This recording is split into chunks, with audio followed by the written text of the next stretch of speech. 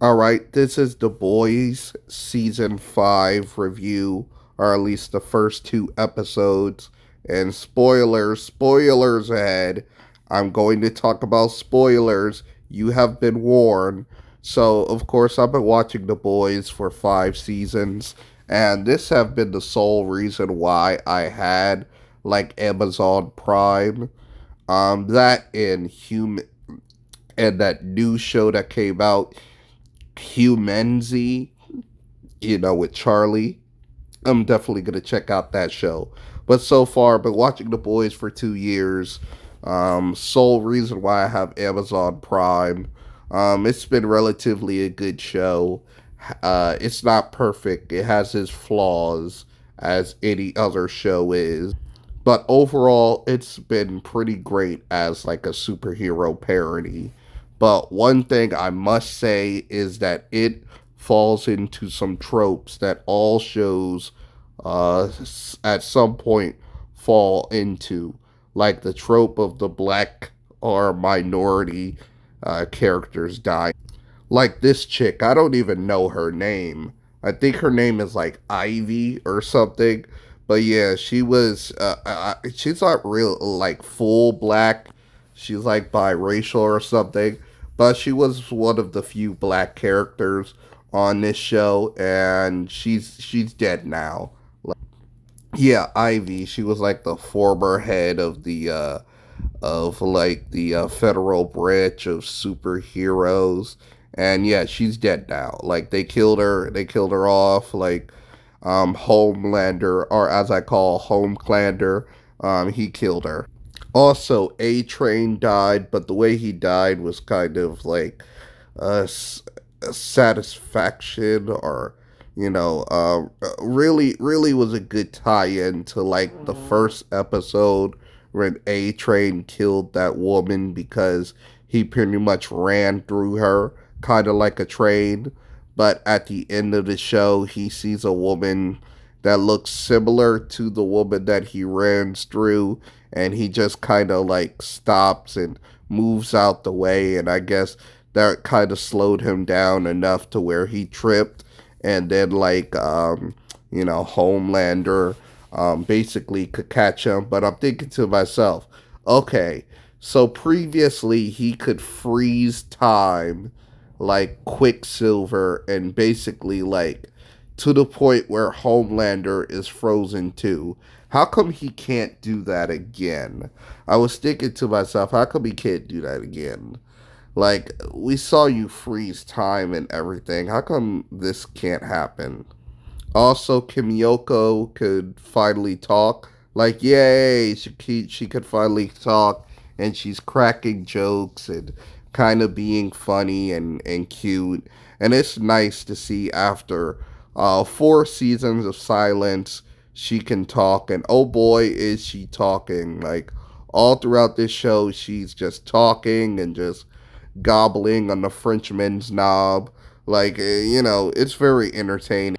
And also, the first episode have like Love Sausage back, with kind of like his huge package just floating around. And then you have the bald chick back, who I swear this show is always alluding to like how could I say this, like alt right themes. I swear the bald chick must be representative of a Nazi.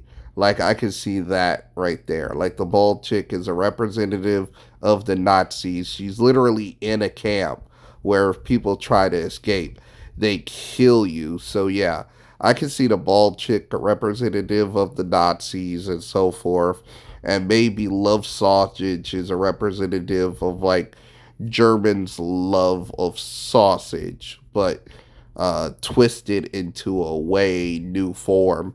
Anywho, Love Sausage get killed by Mother's Milk, which is always a weird like name for a character. But I do like how they have Homelander find out Eminem's name, and then he's like, "Why didn't y'all tell me it was Mother's Milk?" Because Homelander has this obsession with milk. I thought that was pretty hilarious. And I really like how they have the Deep as like a men's podcaster, which is a really nice touch because in like the first season he was basically a rapist. So it's a natural conclusion to his character that he would be a men's podcaster and basically doing the whole red pill thing. And I also like how they have Black Noir like back into being quiet even though he's dead, but the actor playing Black Noir, like he's so into the role that he's basically going to be quiet himself. And I'm also scratching my head with they got the replacement actor as Black Noir, but he also know all the moves of Noir. Like that's very interesting. But overall, that was the first episode. The first episode is them in the camp. The second episode is them like breaking into somebody's household who is like a superhero who's made out of stone, but he's obese. And since it's the boys, it has to be something sexual. He's obese, and the only thing he does uh, with his day is to look at porn, which, since he's like the rock man, his porn is just like volcanoes, and he spits out like hot volcano semen. Like, okay. Yeah, that's typical boys stuff. It always have to tie back to something sexual, something immoral. Like they can't think of anything else. Like they can't think of like superheroes doing bank fraud or something. Like it's something always sexual. It's the low hanging fruit. But hey, it got them 5 seasons out of this. Why not? But yeah, kind of like flashbacks of the first season where they had to think of ways to like kill the superhero, which they didn't. They just brought like the V virus and stuff like that, which killed him. And I like how they brought back like Homelanders, like Bio Dad and stuff like that.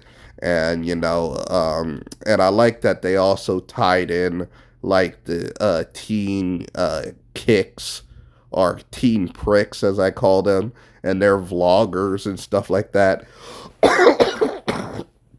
And they have the Raven knockoff, which you have Teen Kicks, which is a knockoff of Teen Titans.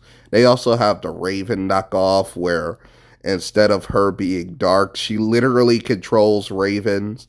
Like I was almost about to nut my pants if she had a mug of like Edgar Allan Poe or something. Like really pour into the idea that she controls ravens. But I am interested in why the Raven chick live in the same household as the rock guy. But I guess since it's Vosh, like they're trying to save money. They're putting all the B-list superheroes in like one house. So, that makes sense. But they let Raven go, and eventually the second episode, the whole mansion episode, they bring the poison to the quarters, and they pretty much infect Rockman, infect Homelander's dad, and they all die at the end except for Raven. She's saved, and yeah, it's nice to see that. Also, they have Sister Sage who comes in and sage the day with Homelander, who they finally broadcasted Homelander's secret about him allowing the airport, like the airplane, to basically dive, and then have like 300 people killed. And of course, since this show is an allegory of Donald Trump, they spinned it to where the actual video was a deep fake, and really just pulling in the Trump connections and how it was, and there was this shot of Homelander's hand having 7 fingers, and I don't know if they edited that. Like I could see Vosh editing the video where they actually put the mistake there because it only showed once. So I could see Vosh editing the video where they actually put the mistake there, and stuff like that. And a lot of people will miss the fingers. Overall, it was a relatively good episode. I give the first episode like a 7. And also the second episode, I likewise give a 7. It's pretty cool. Overall, this is a hell of a way to start a season, and I like it. I feel bad that the first episode we had very few minority characters, and two of them died. Ivy and A Train. But yeah, I'm gonna keep on watching the show.